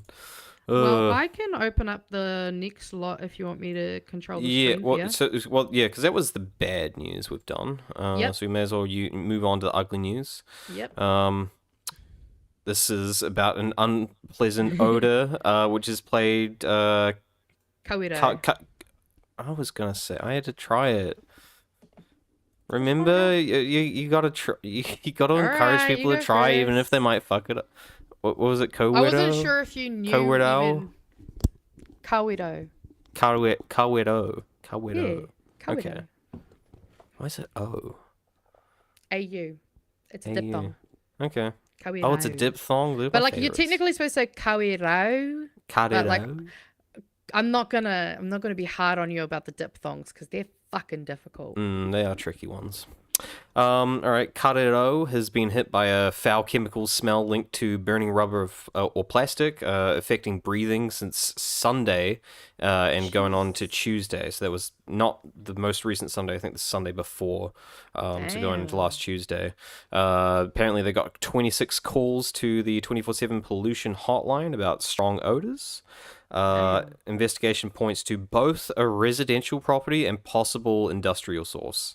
Including illegal rubbish burning. So there's some kind of industrial source. It doesn't go too much into detail what it is, but yeah, essentially it's been investigated. Now I don't think there's been any. Maybe there's been an update since then, but nothing that I saw. So yeah, essentially the council is still investigating as far as I last checked. Yeah, no, it doesn't. But yeah, I mean that's. Yeah, apparently it's not the first time either. They had something from a worm. So they had a worm farm EcoCast handling biosolids that, for example, apparently had a similar thing going on. Yeah. Oh god, that sounds horrible though. The smell of burning plastic. That's fucking horrible, but also dangerous if you're fucking breathing that shit in. Yeah, well, that's something they do. And so, like, I think it's Indonesia. They get a lot of, like, the world's, like, plastic recycling and stuff, and they haven't found much to do with it, so they just, like, burn it there, and the government's been having, like, a big problem with that. Jesus. Yeah, like, places just illegally burning it. Yikes. Yeah. I believe we're going to Reddit now, are we? Yep. It's just a little... I thought this was a good little just showing of Simeon getting salty because this doctor went to plug up his shitty propaganda in his windows. To the ASMS union striker who climbed on the roof of my electorate office today. The union had a meeting scheduled with me today in the CPD, which it then cancelled. I respect the right to protest, but there was no need for you to intimidate my staff. This took it too far. You're intimidating them. How do I click to the next picture? Up in the top left. There we go. Yeah, I see. Oh, yeah. That's so intimidating. Some old guy just chucking a couple of signs on the window. Yeah, and you see what the sign was? It was, "Thank you to all the doctors who worked today." Oh, God. For those who work today, we salute you. But we won't pay you more or build you a better hospital or thanks for not protesting. any of that, Thanks for being a good little citizen and obeying the state. Obey. He's the same guy that was turning people against the health workers who were striking. This fucking tokenistic piece of shit. Point out their inconsistencies. I mean, right? How dare they? Like, how I don't know. else is he gonna get reelected? We're paying him money. I'm allowed to give him shit because we're paying for this. You, me, everybody watching. A few cents out of each tax-paying dollar of ours is going into this bullshit. Mm-hmm. We got a funny one up next, by the way. This one's just amusing little story. It just gave me a chuckle. So this guy named Angus McKenzie, who's Court of Appeal rejects Angus McKenzie's $5 million claim against ASB Bank over an $18 dispute. So essentially, so $18 went missing from this guy's bank account, and he initially sought $500,000 in damages from ASB just from it going missing, and then he appealed it, increasing it to $5 million, alleging deceitful and misleading behavior by ASB. First, the High Court struck his claim as frivolous. Then he appealed. The Court of Appeal unanimously rejected it, ruling the claim was an abuse of the legal process and for dealing with trivial complaints. The judges noted that McKenzie's latest statement of claim sought to punish ASB, and he even stated he would aim to take over the bank if possible. What the fuck? This guy's fucking delusional. You stole $18. I'm gonna take your bank from you. Oh my god, that's insane. What is this quote here? I am Fucking to seek an Cuzzy sold your education and training abroad with the opportunities available with a huge financial reward and hopefully to better the economy by first escaping me from poverty and the grips of fraudulence. What the fuck? Oh my god, bro sounds like he was crashing out. Yeah, motherfucker's cooked. It's Yeah. like it's Also, that fucking- name sounds really fucking familiar. Now I'm like, do I know this person? I think it's just like the McDonald's burger or something. Hopefully I it's don't not know. the cricketer. That's the unfortunate thing when people do put their names out there. It's like, hopefully Yeah. no one else has your name. Yeah. All right. I got a couple other just quick notes. Kiri Leone did an interview with Jack Tame. I thought I'd note that, and I don't think it was the greatest performance by her. Like, yeah, I mean, Yeah, not I've too seen much. at least one interview with her, and it wasn't the best. Yeah, it was, and she didn't talk much about policy. It was very sort of, in fact, a lot of her issue was actually she's claiming she's going to put a rates cap on after 2 years, which, as we know, that's a big red flag already. If people are saying they're going to do that, it's like, how are you going to do that? And she's also talking about basically increasing spending as well. So look, and she didn't really go into it that much. Would have been better if she did. Look, I'll look into that myself. I think, see what her actual proposals are. But in contrast, Wayne Brown comes in killing half a forest with a giant fucking like manual. Like, I'm not kidding. He comes in with like it's like this thick. I actually have just a little clip there that we can just quickly check out. It's time stamped and it's really short. Oh.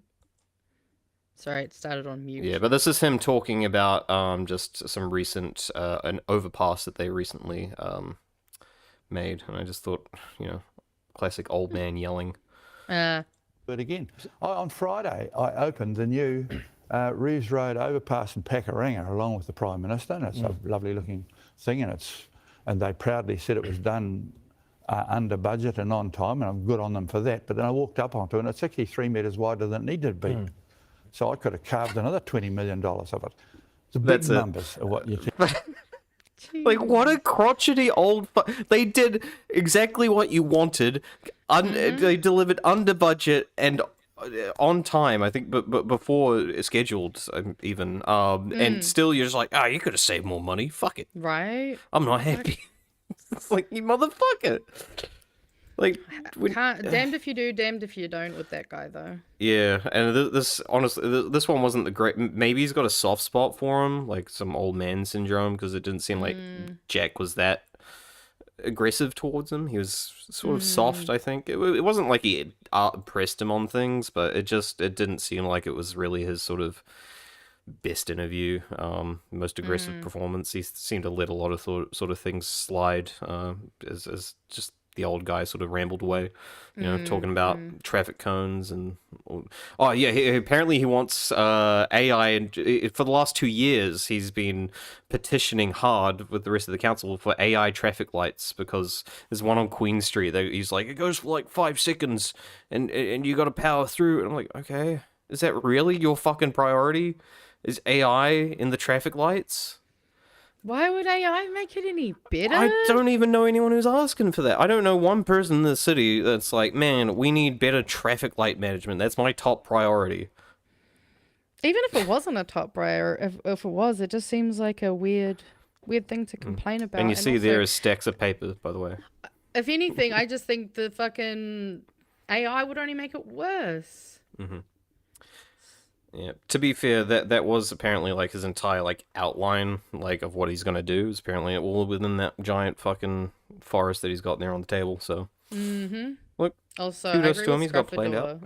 The way that he says Pakuranga, Pakuranga. it's like I don't even know how to spell the word that he's pronouncing. Mm-hmm. Anyway. But hey, it's Wayne Brown. Anyway, we're not doing too bad for time now, so Yeah. we can take it fairly easy. But let's move on to the good news. Yay! Which is we finally got Bird of the Year, which is honestly, in some ways, this wasn't the best news for me. I was kind of let down by this. I'm kind of with you. If I'm Yeah. honest, I'm like low key not happy about this. Yeah. Type F in the chat if you also think this is a poor choice for bird of the year. Let us know. Or type W if you're one Yeah, of those if people. you like this, but yeah, this is Carrera. Carrera. Okay, which is the New Zealand falcon, as I would call it. I just call it the falcon. Has been voted the 2025 Bird of the Year. One with over 13,000 votes. Apparently, over 75,000 verified votes from 123 countries were in this year's Bird of the Year election. So, pretty good turnout, I'd say. Kia came second, by the way. The Chatham Island Black Robin, or Karure, and it's got another name, Kakaruia. I think that's correct, is it? That came third, and then you have the Kakapo in fourth, which I do love me a kakapo. Yeah, Kia and Kakapo I prefer, I think, over these other two, but... Oh, I mean, the Karure is very cute. I do like them. I'm not saying I dislike them, but I'm down for the fucking one that you got me into. Yeah, I'm just saying this wasn't even like my top 10. Nah, this doesn't even. I don't think Top any 20, of my top 5 are in there. Yeah, because I only ever go for birds that actually are like endangered, because that's the whole point of this. Did we check the polling machines? That's true. I'm not sure. Yeah, this might be fixed. Could be a rigged election, because conveniently the organizers did say that the win raises awareness for raptor conservation and the threats of the falcons face. Coincidence? Yeah, but it's also on the $20 note, so like, it's got Is it? enough. Yeah, I didn't actually know that's the that. bird on the $20 note. Oh, I was gonna put the $20 note in our thumbnail today, but I didn't. Okay. But yes, so I'm glad that Bird of the Year has although it felt like it went really quick this year. It did go. It just went like that. I don't think we had the normal lead up into Bird of the Year. I had some more like for your consideration type stuff sitting here, but I realized today I was like, oh, I'm too late. Yeah. Can't do that. So. All right. Well, I guess we'll go next door. Yeah. Baby koala rides golden retriever like a racehorse in southwest Victoria. I actually saw. I saw this. Heard about this. Has it got the video? Is it I don't know. Or is it just pictures? I think No, it's just pictures. Yeah, I didn't. Yeah. I didn't pull any quotes or anything for this. I just saw this and it made me happy. No, yeah. It's just there isn't really anything to comment on other than that's adorable. Yeah. And apparently Steve couldn't believe it. He saw a baby koala clinging to his dog's back at his home in southwest Victoria. Okay, so it's just like it's some dude's backyard. Yeah. I mean, of course, it's Australia. Although, oh wait, no, he needs to get his dog checked now, because don't they carry like chlamydia or some shit? Chlamydia, they're full of chlamydia. Oh damn. Yeah. So that's where I got it. They're stupid little animals, but they're super cute. Mm. Now. I wonder if dogs can that's get right. chlamydia. I did see this one. This one's very happy. So this is because I was living here during COVID. This is where I escaped to. Yeah. I was like, where's in the middle of fucking nowhere? I'm going to my parents' batch in Lake Hawea, so I rented that for probably about a year and a half or something. I was living there. That's pretty cool. Probably closer to 2 years, and I broke my collarbone when I was there. A lot of things happened. Yeah.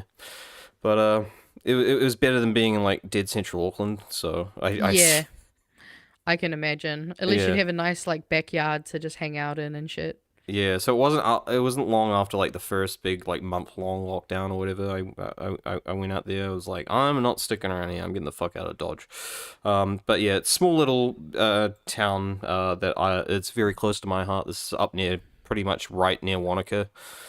It's like a 20-minute drive, depending. But yeah, it's I've been going there since I was born, I think. So, you know, we used to camp and go up here, go camping and all that stuff.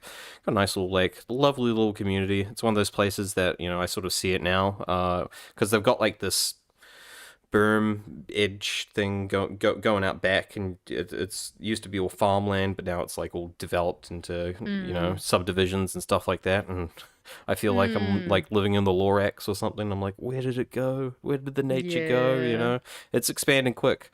But yeah, essentially there was 538 submissions in opposition to this liquor license coming in, and only two in support. Holy shit!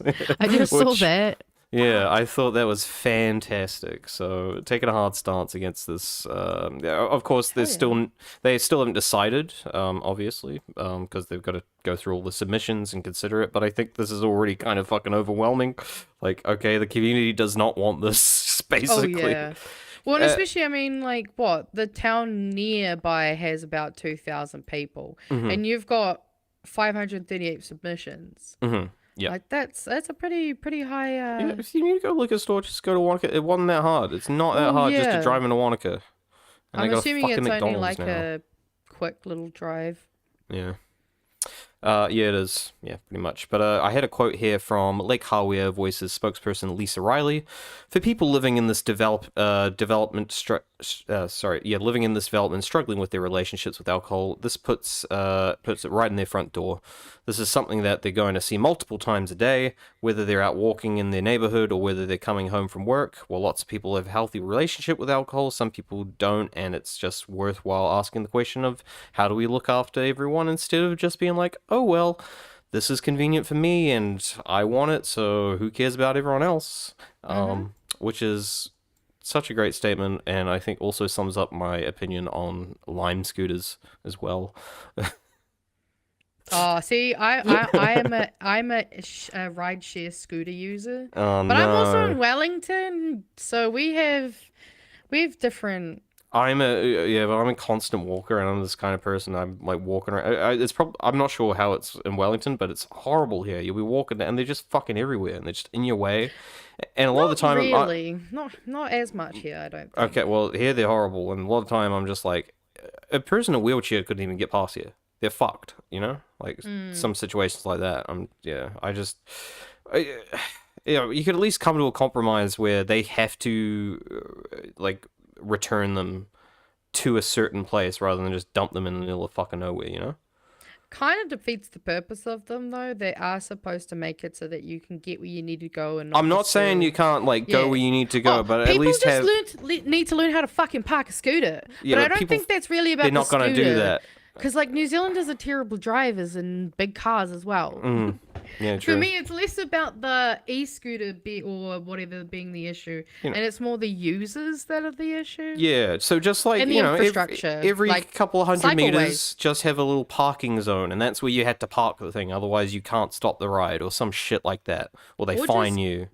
Give us cycle zones and our own little. That scooter too. parks. That too. Like- There's lots of solutions to this, but Exactly. Also, I see we got a question of, did you mess up your collarbone riding the Hawea wave? I did don't know not. what that means. I don't know what that means either. It's a lake. There's not really waves there. No, I did it. I'm assuming it's that's a thing. So I don't know. I'm assuming there's going to be the reference. Maybe it's to a something pun that I that's optional, don't right? get. Scruffador, you can let us know. If you want to know how it happened, I was on the bike trail and there were some people, and they're supposed to have the dog on the leash, but they didn't, and the dog wasn't behaving and came, it was a very friendly dog, came up, I saw a smile on its face, it was just coming up to me to say hello, but I couldn't stop in time, so I had to brake on both brakes at the same time, so obviously tail goes up on the bike, I go fucking slingshot off, go over the dog, roll, and I didn't even. I was just like, "Nah, that's good." They were sorry, and they put the dog on the leash afterwards. They clearly felt bad, and I was just like, "I'll walk this off, right? It's fine, it's fine." The guy's like, you sure I could call the ambulance?" And I was like, "Hey," I was like, "Could you just because my handlebars had literally warped, like gone askew," and I was like, "No, I'll ride home. Can you just fix my handlebars?" So I sort of limped home with my fucking arm, just sort of like this, while I had a broken collarbone the rest of the way home. Thankfully, Mum was in town that weekend, so she could drive me to the hospital afterwards. Good old Mum. I know. But apparently, there's a wave on the river. That's what the reference was. Oh, that one, yeah. No, no, we send ducks down there. That's my family's tradition. We have little ducks we race down the river. Yeah. Nice. All right, where are we going to now? We're coming to Wellington. Yeah. Well, I thought this one's in your part part of the woods. Yeah. But essentially, they were going to demolish this bridge because of earthquake standards. Yeah. Which also in the news today, they're revising that. Another thing. Anyway, I didn't look into that too much, but who knows? Maybe it's in favour for this. But the council fenced it off. Protesters was removing all the fencing and stuff, and I guess they've pretty much 180'd on this decision, and now they've decided to keep it, is my understanding. Yeah. And it's reopened I mean, at this stage. Am I correct? last I knew, they were taking it down. Okay. I know that there was a bunch of people trying to stop that from happening. Well, but yeah, this must be the news of it turning around. yeah. Well, there was so apparently so Councillor Diane Colvert, I think I'm saying that right, said they were expecting renewal and strengthening costs to be around $7 million, which is the budget for demolitions, so 36 million. 36 million. So yes, I see. it should be there's absolutely no fucking... achievable. So I don't know what. Yeah, unless your numbers are very wrong, but. I mean, I'm gonna assume her numbers are correct, but I know this has been a bit a big debate point in Wellington, because I was all for saving this bridge, because while I don't use it, all the time, it is a very good way to get across that part of the road. It also means you can kind of then do the nice waterfront area. No, I used to walk over this all the time when I was in Wellington. I used it all the time. It's awesome. Well, it's better than going across the shitty street. So, well, exactly. Which I think was most people's reason to keep it there. Plus, it sort of does naturally connect to like that quad. I don't remember what the quad is, to like the waterfront area and stuff. It just makes it nicer. I think I used to run down Civic here. Centre might be what you're thinking of. Yeah, that's the one. The one's like the globe thing. Is going to be opening back up very soon, because Tory just went and did the like blessings and stuff for the new library building, and it should be opening soon.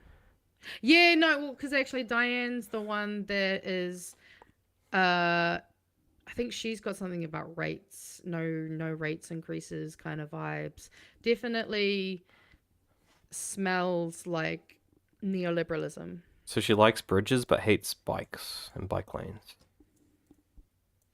I don't know. I mean, to be fair, people are weird in this town when it comes to the cars versus bikes versus pedestrian. It's a whole thing. True. Anyway, we got one on just another bit of good news. Auckland housing. We got approval of high density housing here, which is one of the few things that I am sort of applauding Wayne Brown for pushing through. Good on him for doing this. I want to say I saw Kiwi Burb and someone else talking about this. That's great. I think that's awesome. Yep. Voted 18-5 to adopt this. It allows 10 to 15 story high rises. The vote was between that and keeping the 3-story limit, essentially. So they went with this one. And the government expects the city to provide up to 2 million new homes as a result, which is fantastic. Let's hope they won't go to foreign investors or some shit. So keep them cheap, please. Oh, wait, they'll probably go to landlords. Oh. As long as we use them, to house the homeless in Auckland. I mean, you guys need houses real bad. I mean, so do we down here, but you guys feel like extra. You guys definitely need it. With everything going on down there. Everything happens at like 100% here, But not much more to it than that. Yeah, there's a lot of words there, and it's pretty much as simple as we say. It's clear as high density housing. High density housing, more homes, and I'm sure some crunchy croutons in the local area, like, but my fucking view, it's gonna be ruined. My son, right? I won't, And that's the thing is, like, that is where I think a lot of people are still stuck in that mind frame of like, or everyone should be able to live in a house that's got all this crazy big backyard and driveway. Like, that's just not realistic. Like, look at the UK. They have skinny, tall housing for a reason. Like, you gotta stack people up when you got too many of us. This is what happens when we keep letting us all breed. Yeah, exactly. Tell us no. What do you want? Right. Do you want more people, or do you want less houses, or what? Make your fucking decision. You want more people, build more houses. And Anyway. tax more wealth. Yeah, and last in the good news today that we got is Auckland councillors honour Ngāti Whatua. Wait, your thing's hiding that. Oraki leader? Did I say that correctly? Ngāti Whatua Orake. Orake. Yeah. So Okay. Ngāti Whatua. Ngāti Whatua Orake, not Oraki. Sorry, that leader, Pakihana Grant Hawke, I believe is his name, right? Yep. Yep, cool. But essentially it was just a minute silence held in honor of Pakihana. He was the inaugural chair of the Ngāti Whatua Reserve Board and was key in the guardianship of the Bastion Point. He participated in the occupation of Bastion Point, resisting Crown sale of Ngāti Whatua land, and Deputy Mayor Councillor Desley Simpson described him as having endured an arrest and imprisonment, not for himself, but for his people and their future. Which is, that man would have my vote for PM. I mean, for those who aren't aware, the occupation and the land confiscation of Bastion Point is quite a big part of, at least Māori history that I only recently learned, obviously, because I had to go to fucking university to learn it all. Yeah. Thanks, big Olby. Oh. Yeah, hey, it takes a while, and I mean, pronunciation's the hardest. It's the X, the macrons always get me. I'm just like, uh-oh. It's basically just like, in music, how you have like a single note and you've got a double note? That's just a double note. A quaver and a semiquaver. Yeah. Duh. I couldn't remember which ones they were. It's been a while. What about semi-demi hemiquavers? Hit me with it. That's a thing, by the way. I didn't make that up. No, I know it is. I do know it is. Yeah. That used to be one of my ecolalia stems. It's so nice to say. But yeah, no, good on them for at least finally giving them some recognition. So that's nice. But yeah, now we just got some cleansers and some memes to go on. But if anyone wants to head away, do some stuff, that's all the news and stuff. But stick around. Removed your Disney princess video. No. Sorry, I don't make the rules. I just clicked on the link. No, it's working for me. It's gone. No, it's working for me. It's working it's working for you? I'll switch to mine. Hold on, I can just click on it again, see if it's just having a moment. Oh, no, it doesn't let me. Okay, interesting. Oh, maybe it's because you're not like logged into Reddit or something? Might be. No, I'm logged in as us because I realized we have an account. Yeah. Well, I don't know. Weird. All right. Well, I'll move mine off the screen so you can. And I'm still on this thing, so I'll quickly hold up. There we go. All right. So I'm still trying to figure this one out because it's very low quality, so it's hard to tell. So I'm like, is this one fake? I keep questioning it, but that's fair. Ooh, that's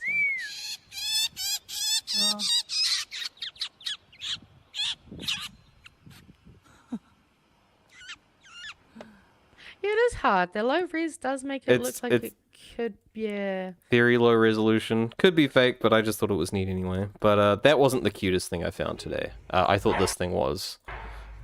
Death by puppies. Yeah. Oh, buddy, no. Okay? I want to be killed by puppies. Hell yeah. I need this to happen to me. Get up! Right? First, like I can't.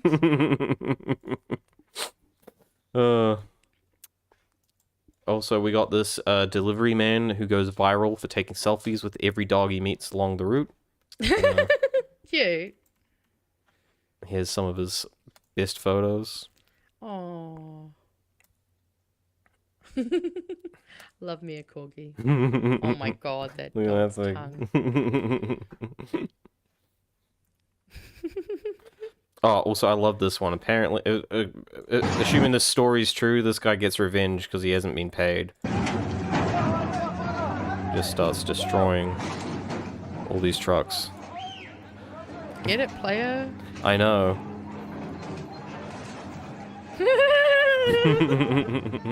That's amazing. The amount of times I'm sure people have thought about doing something like that when their boss pisses them off.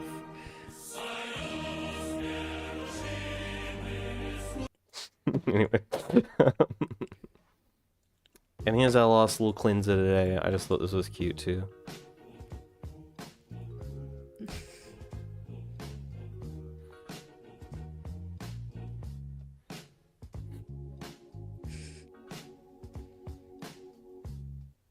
Oh. I love owls. Owls are so cute. Nah, they are. Like, oh, especially 'cause they can like turn their head so like 180 degrees, right? And they just got big eyes, so I guess it's kind of an advantage for them because they got the big eyes and stuff. I believe in Japan they have an owl cafe. Ooh. It's At like the a Owl cat cafe, but with Cafe. owls. Anyway, oh yeah, I just apparently it's whoa. So there's a new McDonald's Play Center. Oh, okay. And I wasn't sure if this is better or worse than like the Stinky Bull Pit, but it's just. Oh wait, I was like, where is it? Oh right, That's these it. Fucking It's the tablets. Computers, fuck off. Get fucked. Get fucked. I hate that. I hate that so much. It's just so lame. Oh, fucking hell. So I remember when I was a kid, like I went into, so what was it? It was Timaru. I was at Timaru, and I don't know how old I was, probably 1 or 2, 3 maybe. And I went into the playground, and I came out with a black eye.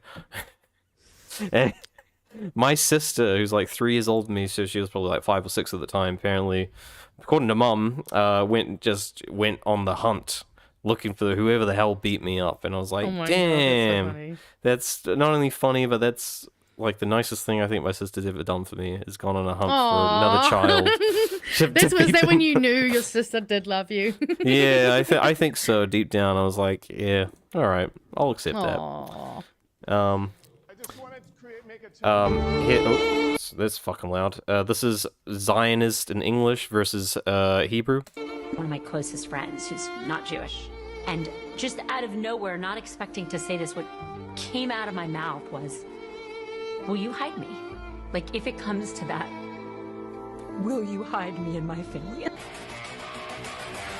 כל ילד, כל תינוק בעזה, הוא אויב. זה פשוט לקחת ולהחריב שכונה ושכונה, לשטח את המקום, לסלק את האנשים שעשו, זה למחוק את עזה לגמרי, לא להשאיר שם בן אדם אחד, זה פשוט חיות אדם. Which I mean, we don't even need to watch the whole thing, but pretty on point, right? Oy vey, my god. That's on YouTube if anyone wants to watch the whole thing, but I think it has some more comparisons, but you get the idea. Yeah. So this one, climate defiance disrupts billionaires fundraiser. So this has actually got like some guy I see on YouTube all the time. I don't know what his name is, so if anyone knows who he is, name him down in the comments. But David Rubenstein, I just thought for owning 77 fossil fuel companies, a dozen weapons companies. If it blows children up or gives them asthma, he wants to invest. Okay, so just a big, everyone glasses up for David Rubenstein, the worst climate offender, owns weapons. If it blows children up or gives them asthma, he wants to invest. David Rubenstein, everyone. Thank you. Thank you. No one's toasting? Okay, weird. I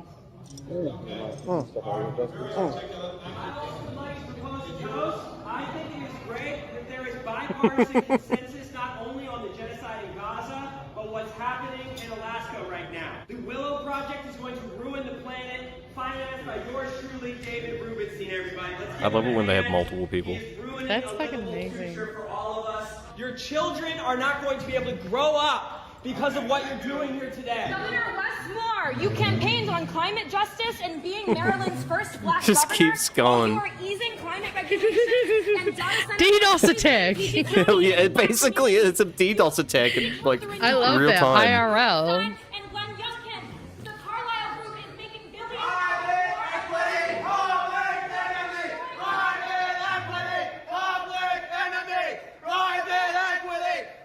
David Rubenstein is a monster. He is destroying our future. David Rubenstein is investing billions of dollars in fossil fuel companies. It is an outrage that their platform. He came to see me, and I said, look. I'm gonna need us to do some work with this audio. Yeah, sorry. No, as in, like, I need us to take their chant and, like, fully make a good chanting song for all of us. Also, Oh, yeah, and this was the last one that we got tonight, but this is something that you had, so. Yeah, it's fucking hilarious. So if you've ever wondered what it's like to be married, let me show you this very good visual cue, which I've just come. Looking to cook a bit of dinner, into the cupboards, looking around, thinking, I'll go some pasta, eh? Yeah, why not? Pull the pasta out, have a look, open it up, and what should I find inside? The secret chocolate stash that I was unable to locate for the last week or so, hidden in the pasta. And of course now, as a husband, it is my duty, at great cost to my own personal health, I might add, to eat all of this and leave just the wrapper back in the pasta box. And that's what it's like to be married. That's what it's like to be married to Jacinda. I do. I just thought that was sweet. And if you don't get married, you just get all the chocolate to yourself, guys. Right? Or even if you don't get married, you could just share.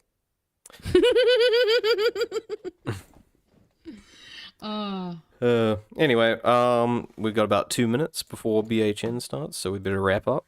Yeah, I'm glad we going to got show through pretty much you everything, something so- real quickly. You're going to show me something. All right. Yep. My dick. Okay, hold up. I'm going to figure out how to do this. Well, There we go. I hope you're happy because the meme was made during the show. You got Thank it. you. Thank you. See, I told you there was a reason I wanted to show you something. Always assume the worst of me. Do you have an Like, outro, yes. though? Nah. Sorry? Do you have an outro ready? Yes, I do. Okay, good. And it also caters to you, so go fuck yourself. All right. Thank you. I Well, will. thank you for hanging out with us, Fano.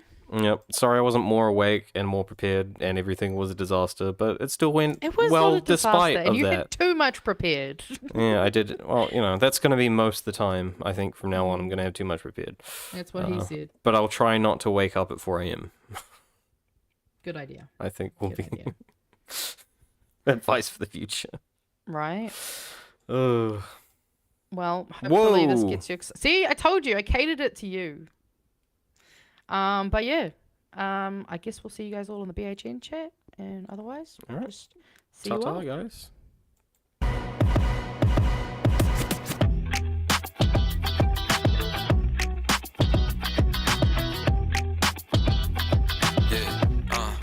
I got 5 girls giving me 5 brain, I'm wide brain. Feel like I'm Chief Keef, chitty, bang, bang. Plane only ride first class on the aeroplane. Plus I own bigcock.com, that's my domain. $5 for long, smoke it, don't want cologne. Water made it lifelong, flowing like the hero. Something like a peon, middle name Leon. All the one I like, yeah, never need a reason. Got freaky little honey on my lap, doing flippy on the booty, it go clap, clap, clap. I'm doing nothing, making money, make it stat, stat, stat. You gon' pull up to my show, you gon' clap, clap, clap. From a Dale, I'm on my mom, gon' always find a well. Ain't no question, put my wifey on apparel. She looking fancy, not so white, some pistachio. Dragon Ball Z, big, don't be little special. For the Guala, yeah, this baby bottom blues. Why you crying like a pussy? Nah, boo, boo. Ballerina stretching on my cock, yeah, she got no tooth. Yeah, I'm Roddy richin' up in a box, it sound like big grins on the cans, I'm gon' shake it up. All my vids winning cans, need an Emmy now. It's a move, come and get your mans, need to shut your mouth. Arena show in Japan, notice got freaky little honey on my lap, doing flippy on the booty, it go clap, clap, clap. I'm doing nothing, making money, make it stat, stat, stat. You gon' pull up to my show, you gon' clap, clap, clap. Wow, bravo, bravo. From a Dale, I'm on my mom, gon' always find a way.